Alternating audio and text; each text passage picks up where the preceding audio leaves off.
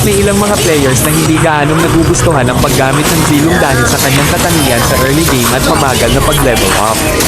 Ang ilan ay mas pabor na gumamit ng mga malalakas na hero kaysa sa pagiging malakas na player. Si Zilong ay itinuturing na isang assassin na hero na may potensyal na magdulot ng malalaking pinsala sa mga kalaban. Gayunpaman, kailangan ng tamang kaalaman at kasanayan upang maitaas ang kanyang lakas at gamitin ito ng maayos. Kung hindi ito ginagamit ng maayos, maaaring maging hindi gaanong epektibo sa labanan. Ang pagiging mahusay na player ay hindi lamang tungkol sa paggamit ng malalakas na hero, kundi sa kaalaman sa laro, kasanayan sa pag-strategize, pagsasayos ng taktika, at pakikipagtulungan sa mga kasamahan sa laro. Ang pagpili ng tamang hero para sa bawat sitwasyon at ang kakayahan na gamitin ito ng maayos ay bahagi ng pagiging magaling na player.